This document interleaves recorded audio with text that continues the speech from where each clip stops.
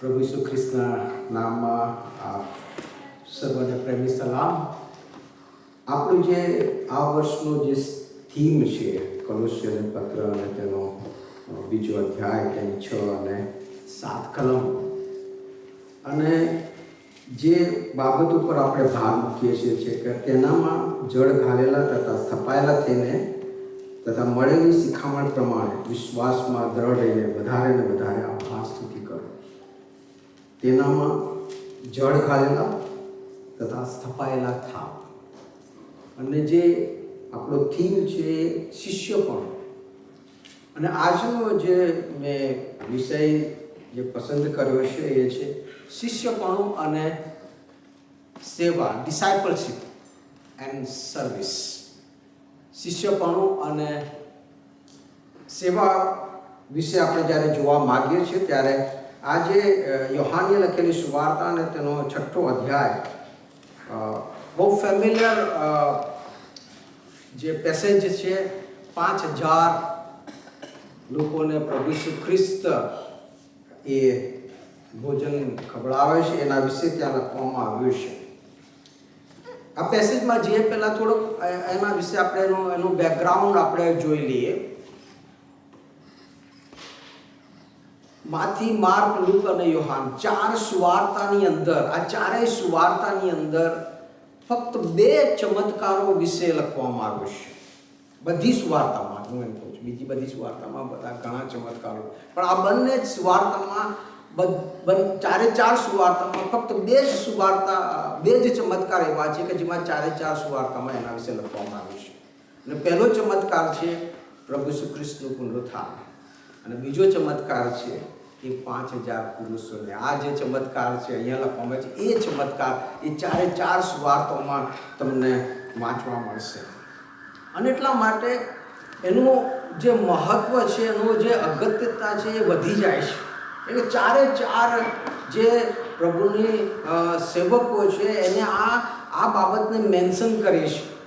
જેટલું પ્રભુ ઈસુ ખ્રિસ્તનું પુનરુત્થાનનું મહત્વ છે એટલું જ આ પેરેગ્રાફનું આ જે ચમત્કાર છે એનું પણ છે. હવે આ વિના ક્યારે બની? તમે ચારે 4 સુવાર્તાને જો એને વાંચો તો એની પરથી આપણને ખબર પડે છે કે આ કઈ જગ્યાએ અને ક્યારે બની. તો યોહાન બાપ્તિસ્માનો શિરછેદ કરવામાં આવે છે. યોહાન બાપ્તિસ્માને નું મરણ થાય છે એની ખબર પ્રભુ ઈસુ ખ્રિસ્ત પાસે આવે છે. એક તો એ પ્રસંગ છે. પ્રભુ ઈસુ ખ્રિસ્ત પોતાના 12 શિષ્યોને એ બબ્બેની જોડીની અંદર બધી જગ્યાએ સુવાર્તા પ્રચાર કરવા માટે મોકલે છે. અને આ 12 શિષ્યો એ પોતાનું જે સુવાર્તાનું કાર્ય છે એ કરીને પરત આવે છે. અને પરત આવ્યા પછી આ બીમાર બને છે. યોહાન બાપ્તિસ્માનું મૃત્યુ થયું છે. શિષ્યો પોતાની સુવાર્તા પ્રચાર કરીને પાછા આવે છે. અને લૂક લખે છે, લૂક 9 અને 10માં આપણે વાંચીએ છીએ કે બેથસદા જે ગામ છે, જે ગાલિલના પ્રાંતમાં જે બેથસદા જે પ્રાંત છે એના એ જગ્યાએ આ પ્રસંગ આ બીના બને છે. બેથસદા અને કાપરનાહુમ એ બહુ નજીકના ગામો છે. કાપરનાહુમ એ પ્રભુ ઈસુ ખ્રિસ્તનું મિનિસ્ટ્રી બેઝ છે કે જ્યાંથી પ્રભુ ઈસુ ખ્રિસ્ત મોટાભાગે સેવા કરતા. અને આ જગ્યાએ જવા પાછળનું રીઝન, જે કારણ છે એ અહીં આગળ માર્કની લખેલી સુવાર્તા તેનો 6થો અધ્યાય તેની 30 અને 31 કલમમાં વાંચવા મળે છે. અને પ્રેરિતો ઈસુની પાસે એકઠા થયા અને જે તેઓએ કર્યું હતું તે જે તેઓએ શીખ્યું હતું એ બધું તેને કહી સંભળાવ્યું. અને તેણે તેઓને કહ્યું કે તમે પોતે ઉજ્જડ ઠેકાણે એકાંતમાં આવો અને થોડો વિશ્રામ લો, કેમ કે આવનારા અને જનારા ઘણા છે અને તમને ખાવાનો પણ અવકાશ મળતો નથી. એટલે કે મેન્ટલી આ લોકો ટાયર્ડ હતા. બહુ દુઃખદ સમાચાર એમને જાણવા મળ્યા હતા. ફિઝિકલી ટાયર્ડ હતા. બહુ સેવા કરી હતી અને જે પ્રમાણે એ લખવું છે કે એ લોકોને ખાવાનો પણ અવકાશ મળતો નથી. બહુ બધું કાર્ય સતત. એટલે એટલા માટે ઈસુ એમને આ જગ્યા એકાંત સ્થળે એને લઈ જાય છે કે તે લોકો થોડો આરામ કરે, થોડો આરામનો સમય મળી રહે, એમની સાથે પ્રભુ ઈસુ ખ્રિસ્તને એમની સાથે સમય થોડો વ્યતીત કરી શકે, એકાંતમાં એમની સાથે ટાઈમ સ્પેન્ડ કરી શકે, એ હેતુથી પ્રભુ ઈસુ ખ્રિસ્ત ત્યાં આગળ એમને લઈ જાય છે. અને જ્યારે તેઓ પહોંચે છે ત્યારે લોકો જાણે, અહીંયા આપણે જોયું કે લોકોને ખબર પડે છે કે પ્રભુ ઈસુ ખ્રિસ્ત એના શિષ્યો સાથે આ જગ્યાએ છે. અને લોકો ચાલતા ચાલતા અને અલગ અલગ જગ્યાએથી અને અલગ અલગ સ્થાનોથી પ્રભુ ઈસુ ખ્રિસ્તની પાસે ત્યાં આગળ આવે છે.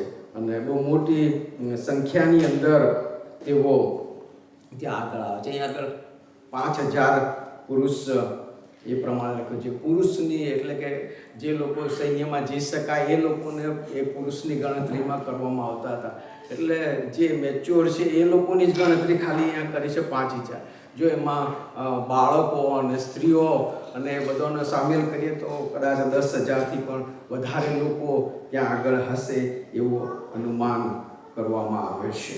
આ એક જરા આ જેની પૃષ્ઠભૂમિકા કે બેકગ્રાઉન્ડ કહી શકાય એ બાબત છે આ ચમત્કાર પાછળ. હવે આ ચમત્કારમાં આપણે જઈએ અને કેવી રીતે આપણે એને સેવાની સાથે એને જોડી શકીએ.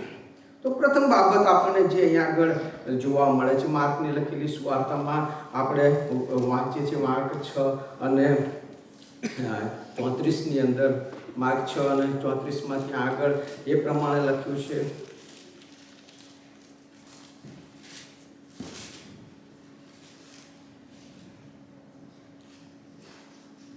અને તેણે નીકળીને અતિ ઘણા લોકોને દીઠા ને તેઓ પર કરુણા આવી, કેમ કે તેઓ બાળક વગરના ઘેટા જેવા હતા અને તેઓને ઘણી વાતો શીખવવા લાગી. પ્રભુ ઈસુ ખ્રિસ્ત અહીંયા આરામ કરવા માટે પોતાના શિષ્યોની સાથે સમય વ્યતીત કરવા માટે તેઓ આવેલા છે. પરંતુ જ્યારે તેઓ લોકોને જોવે છે, લોકો ચાલતા ચાલતા અને અલગ અલગ જગ્યાઓથી અને સ્થાનોથી પ્રભુ ઈસુ ખ્રિસ્તની પાસે તેઓ ઘણા લોકો સાજા થવા માટે અને પોતાની સમસ્યાઓ અને તકલીફો લઈને અહીંયા પ્રભુ ઈસુ ખ્રિસ્તની પાસે આવે છે. અને પ્રભુ ઈસુ ખ્રિસ્ત જ્યારે એમને જોવે છે, અહીંયા લખ્યું છે પ્રમાણે પ્રભુ ઈસુ ખ્રિસ્તને એમને જોઈને એમની પર કરુણા આવી, એમની પર દયા આવી, એમની પર તરસ આવી. અને એટલા માટે એ લોકો શિષ્યો થાકેલા હતા, પોતે થાકેલા હતા. બીજા બધા જે સુવાર્તામાં તમે વાંચો તો સવારથી લઈને સાંજ સુધી ત્યાં લખવામાં આવ્યું છે કે ઈસુએ એ લોકોને જે લોકો મંદવાળવાળા હતા એમને સાજા કર્યા, ઘણા બધા ચમત્કારો ત્યાં આગળ કર્યા. ઈસુએ તેમની સેવા કરી. એટલા માટે જે ખ્રિસ્તી સેવાનું જે હાર્દ છે, જે ફાઉન્ડેશન છે, અહીં આગળ પ્રભુ ઈસુ ખ્રિસ્તે આ બધા ચમત્કારો કર્યા, એમને જમાડ્યા. એની પાછળ એમનો જે ઉદ્દેશ હતો, એમનો જે હેતુ હતો કે જો હું કેટલો મહાન છું, હું કેટલું બધું મહાન કાર્ય કરી શકું છું, હું કેટલો મહાન પ્રોફેટ છું, એ પોતાની મહાનતા પ્રગટ કરવાના માટે, મહાનતા બતાવવાના માટે આ ચમત્કારો કે આ બધું કરતા નથી. એ ચમત્કાર કરવા પાછળનો એમનો જે હેતુ હતો એ હતો કે એમને લોકોને જોઈને એમની પર તરસ આવી, એમની પર દયા આવી, એમની પર કરુણા આવી, અને એ એમના પ્રત્યેનો પ્રેમ એમને એ ફોર્સ કરે. તો અહીંયા આગળ આરામ કરવા માટે આવ્યા હતા, એ પોતાના શિષ્યો સાથે સમય વ્યતીત કરવા માંગતા હતા. પણ એ લોકો પ્રત્યેનો જે પ્રેમ છે એ પ્રેમ એમને ફોર્સ કરે છે, દબાણ કરે છે કે હું આ લોકોને એમને જવા નથી દઈ શકતો, આવી હાલતમાં એમને વિદાય કરી શકતો નથી, મારે એમના માટે કશું કરવાની જરૂર છે.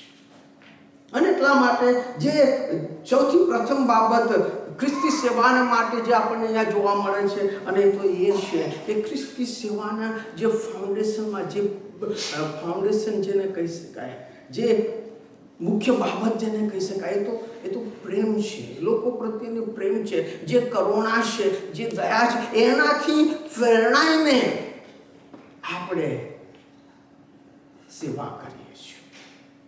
આજે બધા જ ધર્મના લોકો ચેરિટી કરે છે. મુસ્લિમ ધર્મના લોકો બી કરે છે, હિન્દુ ધર્મના લોકો બી કરે છે, બધા ધર્મમાં. શીખ ધર્મના લોકો, એ લોકો ગુરુદ્વારામાં, તમે ગુરુદ્વારામાં જાઓ તો દરરોજ ફ્રી ખાવાનું તમને મફત આપે છે. ચેરિટી બધા જ કરે છે. પણ ક્રિશ્ચિયન ચેરિટી અને બીજા ધર્મોની જે ચેરિટીની અંદર જે તફાવત છે, જે બીજા ધર્મની જે ચેરિટી છે, જે સેવાનું કાર્ય છે, એની પાછળ છે કે એના દ્વારા, સારા કર્મો દ્વારા એ ઈશ્વરને ખુશ, ઈશ્વરને પ્રસન્ન કરવા, કે ઈશ્વર ને વધારે નજીક જવાના માટે આ બધા કરે છે. જ્યારે આપણે જે સેવા, આપણે ઈશ્વર આપણી પર ઓલરેડી પ્રસન્ન છે. ઈશ્વર આપણને બધા જ આત્મિક આશીર્વાદથી આશીર્વાદિત કર્યા. આપણે જે સેવા કરીએ છીએ એની પાછળનો જે હેતુ ને તો ધ્યેય છે, એ તો ઈશ્વર પ્રત્યેનો પ્રેમ છે, લોકોને કરુણા છે, લોકો પ્રત્યેની દયા છે. મધર તેરેસાનું જે ઉદાહરણ છે એ જગ વિખ્યાત છે. બધા જ લોકો એમની સેવાઓને વિશે આપણે જાણીએ છીએ કે એમણે જ્યારે લોકોને દરિદ્ર હાલતમાં જોયા, બેહાલ કન્ડિશનમાં જોયા, લેપ્રસીવાળા લોકોને એમણે જોયા તો એ કરુણાથી ભરાઈ આવ્યો, દયાથી હૃદય ભરી આવ્યું, અને પોતાની જાતને રોકી ના શક્યા. અને જ્યારે આપણી સેવાને જે પાયો છે એ પ્રેમ ઉપર આધારિત હોય છે, એ કરુણા ઉપર આધારિત હોય છે, એ દયા ઉપર આધારિત હોય છે, ત્યારે એ સેવા સ્વાભાવિક નીકળે છે. એના માટે કોઈ સ્થાનની કે કોઈ માનની કે કોઈ જગાની જરૂર પડતી નથી. પ્રભુ ઈસુ ખ્રિસ્ત આપણને જે શીખવા માંગે છે, અહીંયા આગળ જે આપણને શીખવા માંગે છે કે તમે મારી જો સેવા જે કરવા માંગો છો, તમે મારી જે સેવા જો તમારે, ખ્રિસ્તી સેવા જો તમારે કરવી છે, તો એનો જો બેઝ છે, એનો જે આધાર છે, એ ઈશ્વર પ્રત્યેનો પ્રેમ છે. ઈશ્વર મારી પર પ્રેમ કરે છે, અને મારો પ્રેમ હું બીજાઓના ઉપર કેવી રીતે પ્રકટ કરી શકું છું. હું ઈશ્વર પર પ્રેમ કરું છું, એ પ્રકટ કરવાના માટે મારે બીજાઓ કે જેવો તમે પોતા પર પ્રેમ કરો છો, એવો તમે તમારા પાડોશીઓ પર પ્રેમ કરો. અને એટલે જે ખ્રિસ્તી જે સેવાનું જે હાર છે, એ તો દયાની ઉપર રહેલું છે, કરુણાની ઉપર રહેલું છે, અને પ્રેમની ઉપર રહેલું છે. એ પ્રેમથી પ્રેરિત થઈને આપણે ખ્રિસ્તી સેવા કરીએ છીએ. અને જે બીજી બાબત અહીંયા આગળ આપણને જોવા મળે છે અને સમજવા મળે છે કે ખ્રિસ્તી સેવાનું જે સેકન્ડ બાબત એ શું છે. 5,000, 10, આપણે 10,000 માની લઈએ, 10,000થી વધારે લોકોની ભીડ છે. હવે સવારથી સાંજ સુધી આ લોકો અહીંયા આગળ ભેગા થયેલા છે. દૂર દૂર જગ્યાએથી લખવામાં આવે છે કે ચાલતા તેઓ આવ્યા છે, ને તો ઉબડ-ખાબડ જગ્યા, ને કદાચ આ કોઈ પહાડ જેવી જગ્યા હશે કે જ્યાં આગળ પ્રભુ ઈસુ ખ્રિસ્ત અને એના શિષ્યો હશે. અને આ લોકો હારેલા છે, થાકેલા છે, સવારથી એમની સાથે છે, સાંજ હવે પડી ગઈ છે, અને શિષ્યો આવીને પ્રભુ ઈસુ ખ્રિસ્ત કહે છે કે હવે સાંજ પડી ગઈ છે, ને આ વેરાન જગ્યા છે, અહીંયા આગળ ખાવા હવે કશું મળી શકે એમ નથી, આ લોકોને વિદાય કર. પ્રભુ ઈસુ ખ્રિસ્ત કહે છે કે તમે એમને ખાવાનું આપો. અને ફિલિપ કહે છે કે આપણી પાસે 200 દિનાર બી હોય તો પણ કહે છે કે એની રોટલી એટલી પૂરતી ના થઈ શકે. હવે એક દિનારનો એક દિવસની જે રોજી કહેવાય, કે એક દિવસનું વેતન કહેવાય, એક દિનાર બરાબર એક દિવસની રોજી થાય. 200 દિનાર એટલે કે લગભગ 6 થી 8 મહિનાની રોજી કે વેતન કહી શકાય. બહુ મોટી રકમ કહેવાય. એટલી બધી રકમ આપણી પાસે, એટલી બધા પૈસા આપણી પાસે હોય તો પણ એ પૂરતા નથી. અને એટલામાં આંધ્રિયા આવે છે, અને આંધ્રિયા કહે છે કે પણ અહીંયા આગળ આપણી પાસે એક છોકરો છે, એની પાસે 5 રોટલી ને 2 માછલી છે, પણ એ પૂરતું નથી.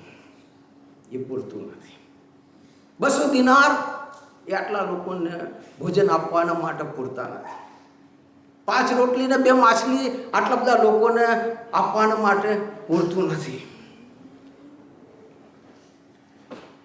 ને અહીંયા આગળ જે આપણને લેસનમાં જોવા મળે છે, જે પ્રભુ ઈસુ ખ્રિસ્ત આ એના શિષ્યોને જે અહીંયા આગળ શીખવવા માંગતા હતા એ છે કે પ્રભુ ઈસુ ખ્રિસ્તે જ્યારે ફિલિપને કહ્યું કે તેણે તેના શિષ્યોમાંના અહીંયા આગળ ઈસુએ નજર ઊંચી કરીને પોતાના પાસે મોટા સમુદાય આવતો જોઈને ફિલિપને પૂછ્યું કે તેમને ખાવાના માટે આપણે રોટલી ક્યાંથી લાવીએ.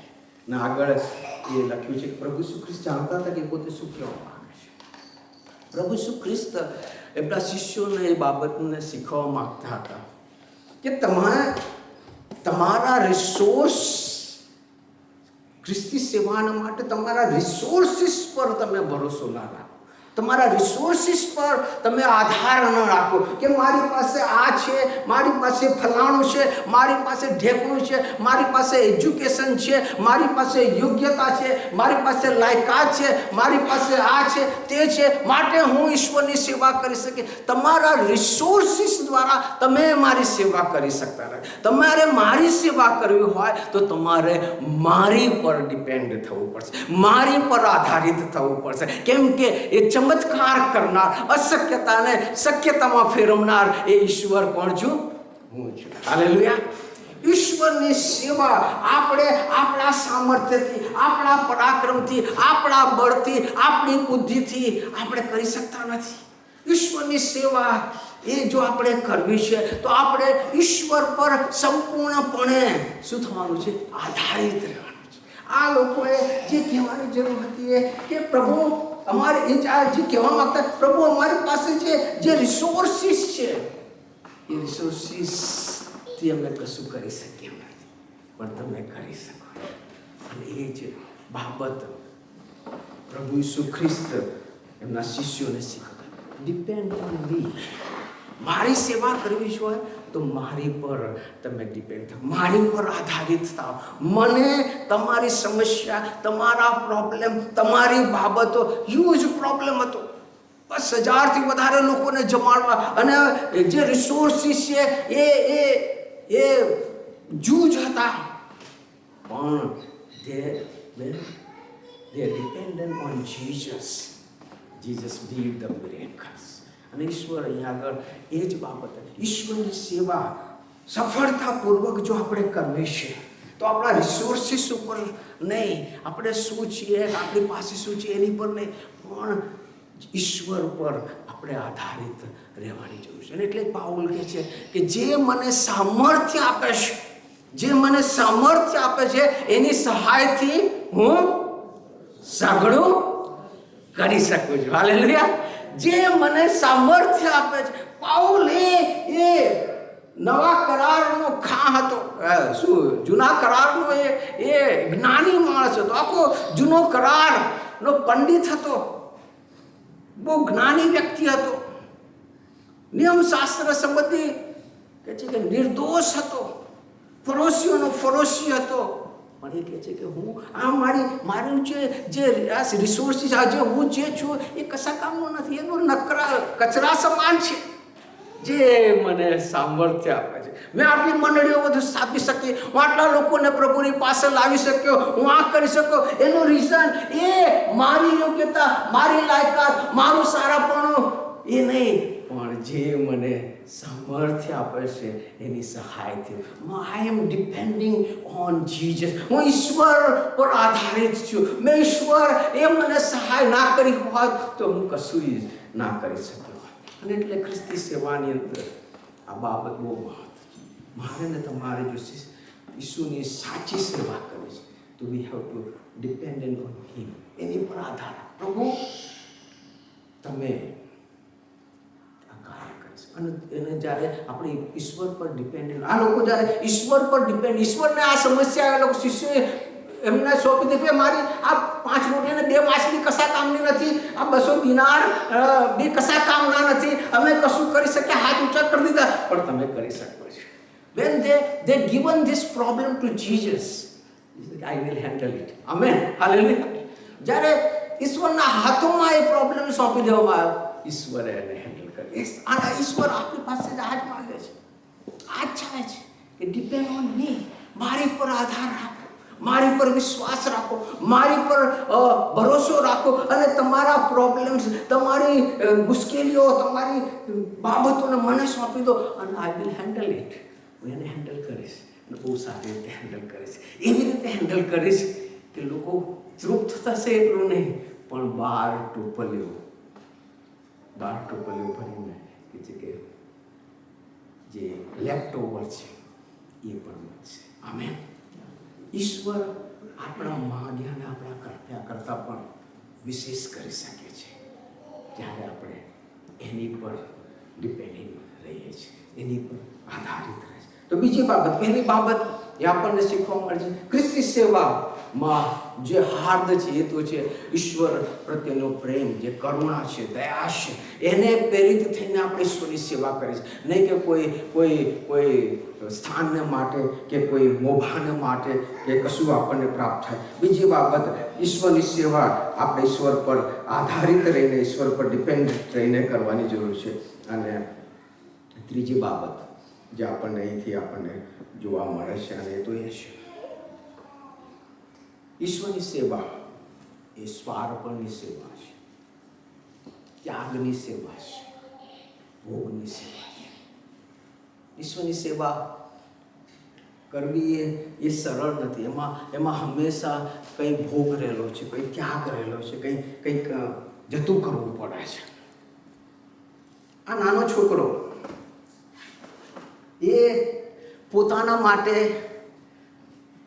એની માતાએ કદાચ એને કહ્યું કે તને ભૂખ લાગશે એટલે આના અહીંયા જે 5 રોટલી, એટલે કે બહુ મોટી મોટી રોટલીઓને ઇંગ્લિશમાં શબ્દ એને ક્રેકર્સ એ શબ્દ વાંચો, નાની કહે છે કે રોટલીઓ એના પૂરતું લઈને આવ્યો હશે. 5 નાની રોટલી ને 2 નાની માછલીઓ એના પૂરતું એ લઈને આવ્યો હશે. પણ એની પાસે જે એનું પોતાનું ભોજન, એને ચમત્કારની જરૂર નથી. આ છોકરાને ચમત્કારની જરૂર નથી, ભોજનની જરૂર. એની પાસે એનું પોતાનું ભોજન હતું અને એ સેલ્ફિશ બનીને કે હું તો મારું ખાઈ લઈશ, તમારે જે કરવું એ કરો.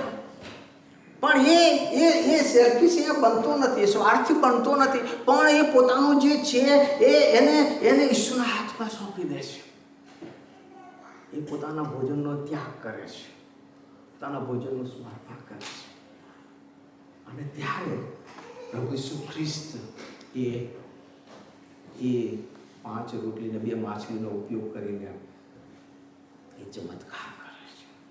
જો અહીંયા આગળ જે નાના છોકરા પરથી આપણને શીખવા મળે છે, એણે એની પાસે જે હતું એણે ત્યાગ કર્યો, એનો ભોગ કર્યો, એણે આપી દીધો કે જેથી કરીને 10,000થી વધારે લોકો તૃપ્ત કરવામાં આવે, જમાડવામાં આવે. ખ્રિસ્તી સેવામાં હંમેશા કંઈ ને કંઈ ઘણા બધા લોકો ખ્રિસ્તી સેવાના માટે આગળ આવતા નથી, કેમ કે આપણે આપણા કમ્ફર્ટ ઝોનમાં રહીને આપણે સેવા કરવા માંગીએ. આપણે કંઈ ભોગ નથી કરવો, આપણે કંઈ ત્યાગ નથી કરવો, આપણે કંઈ જતું નથી કરવું, અને એટલા માટે સેવા કરવી છે પણ આપણા કમ્ફર્ટ ઝોનમાં રહીને.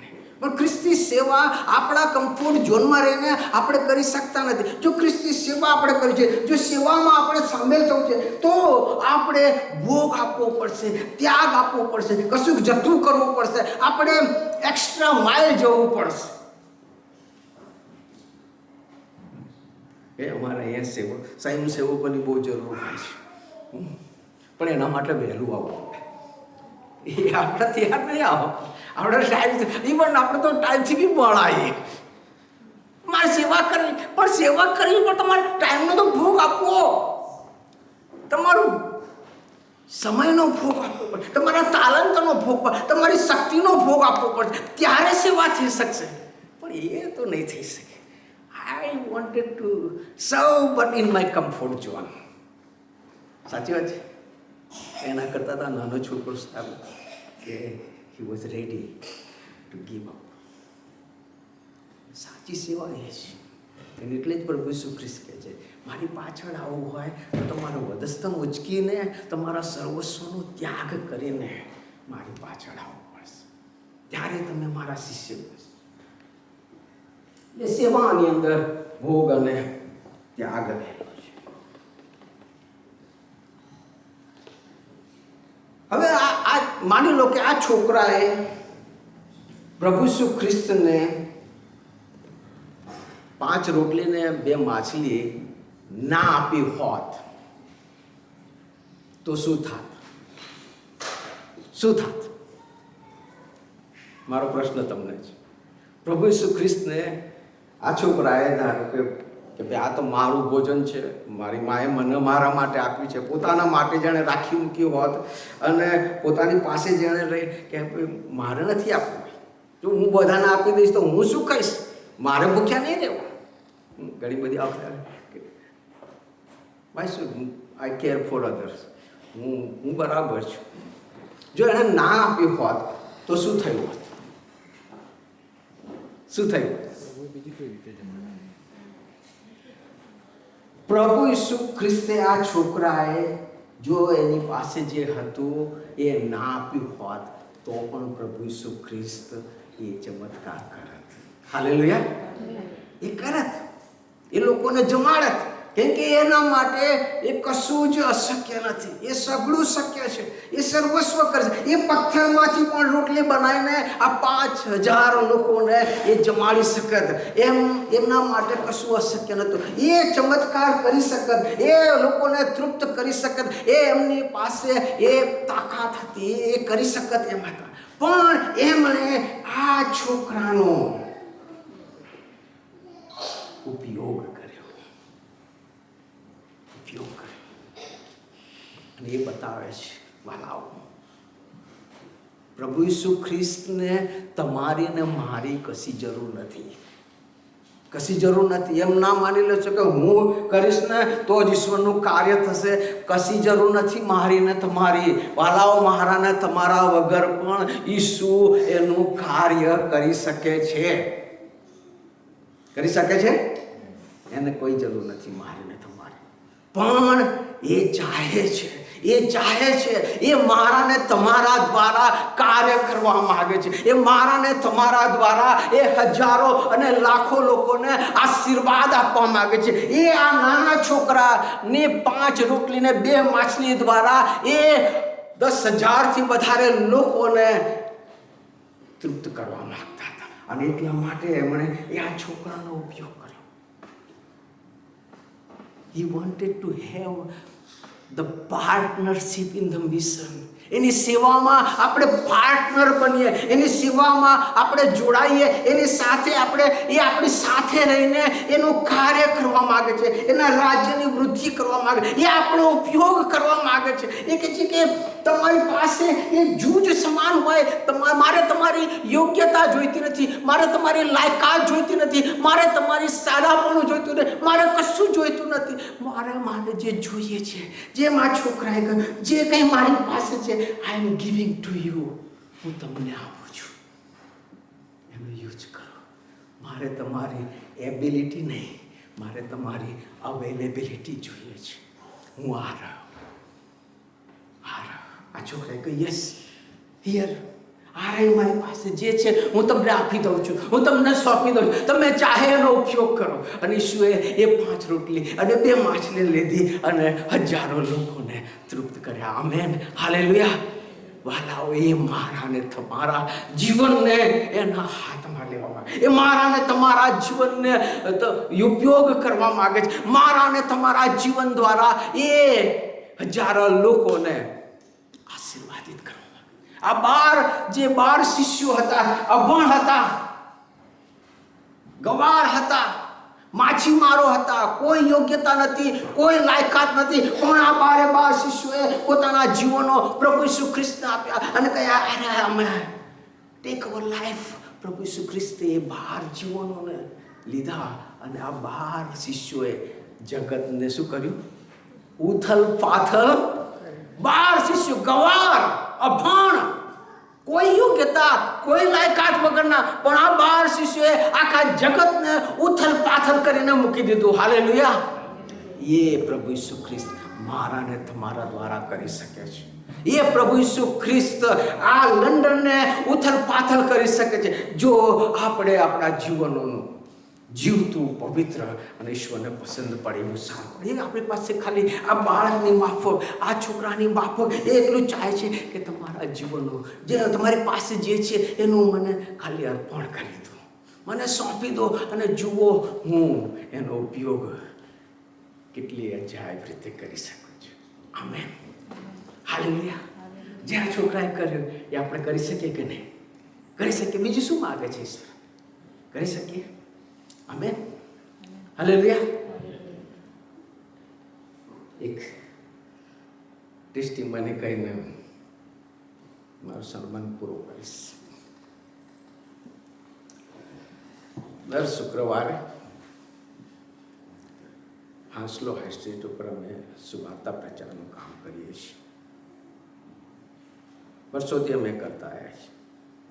આ શુક્રવારે બી હું ત્યાં હતો અને એક હિન્દુ ભાઈ સાથે હું વાતચીત કરી રહ્યો હતો. કોઈ કે મને કહ્યું કે કોઈ બેન છે તમને મળવા માંગે.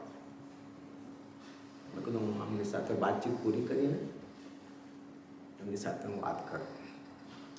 આ વિરેન્દ્રભાઈ હતા, કેન્યાના હતા, ગુજરાતી ભાઈ, તેમની સાથે બહુ સારી વાતચીત થઈ. એમની સાથે વાતચીત મારા મને હશે કોઈ હવે બેન કંઈક જાણવું હશે એમ કરીને મેં એમને થોડી વાર ઊભા રાખ્યા.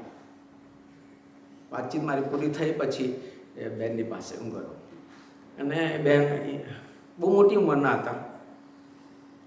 મને પૂછ્યું કે ડુ યુ રેકગ્નાઇઝ મી?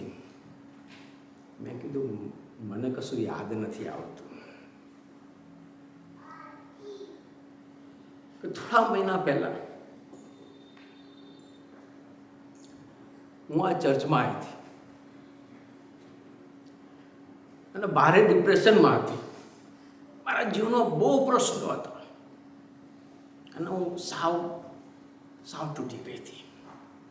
જીવવાની આશા મેં છોડી દીધી હતી. અને કે એ દિવસે તમે આવ્યા, મારી સાથે વાત કરી, મારા માટે પ્રાર્થના કરી અને એ પ્રાર્થનાએ મારા જીવનને બદલી નાખ્યું. એ દિવસથી કે છે મારા જીવનમાં શાંતિ આવી, મારા જીવનમાં આનંદ આવ્યો. એ દિવસથી મારી પરિસ્થિતિઓ બદલવાનું ચાલુ થયું. અત્યારે હું શિફ્ટ થઈને બીજી જગ્યાએ રહું છું એટલે હું ચર્ચમાં આવી શકતી નથી, પણ ઈશ્વરે મને બહુ બધો આશીર્વાદ આપ્યો છે.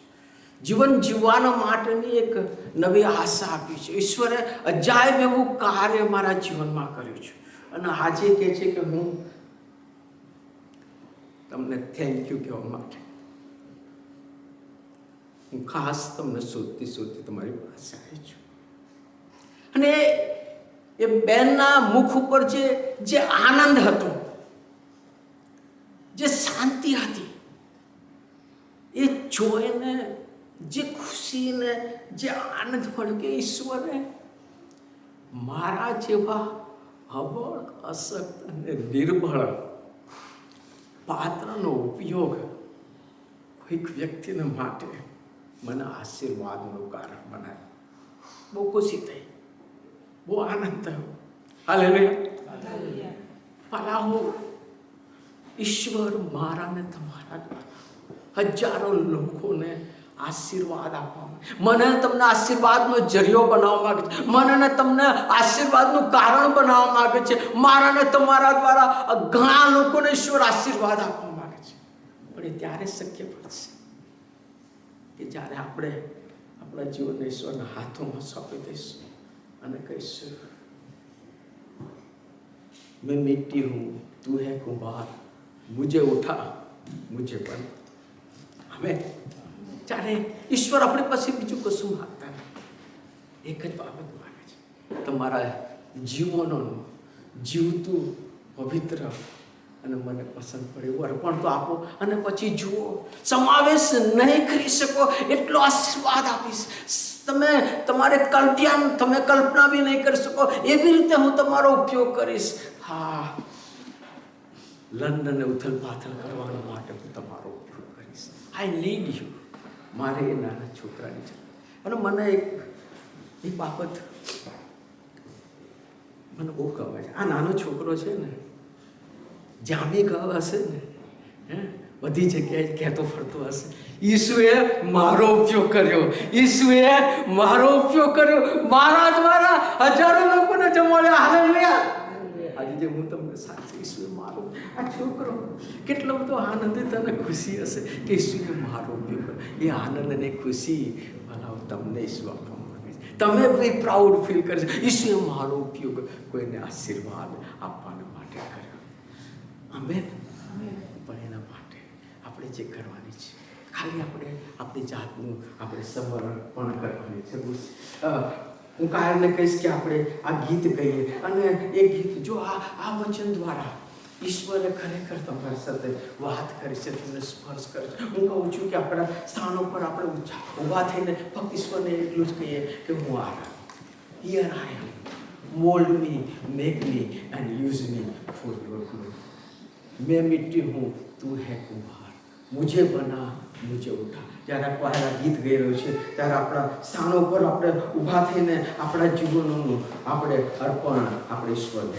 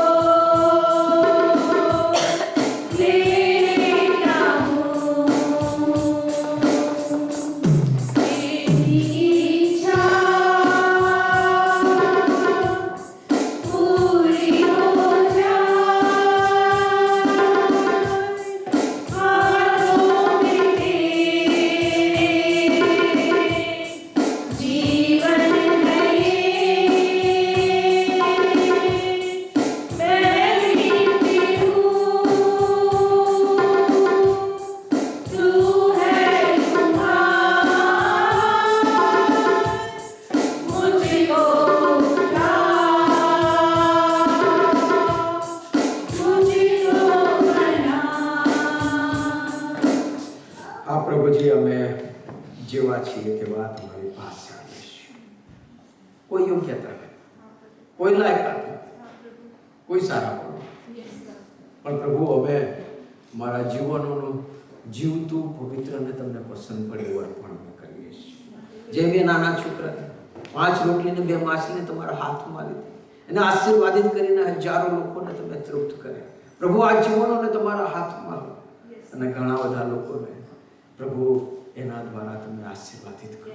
તમારા મહિમાન માટે મારો ઉપયોગ કરો કે જેથી કરીને પ્રભુ સર્વમાન મહિમા અને ગૌરવ તમને આપવામાં આવે. મારા જીવનનું અર્પણ તમને કરતા ઈસુ પ્રભુના નામમાં આમેન. આમેન. Thank you. આપણા સ્થાન ઉપર આપણે બેસી દઈશું અને અત્યારે આપણને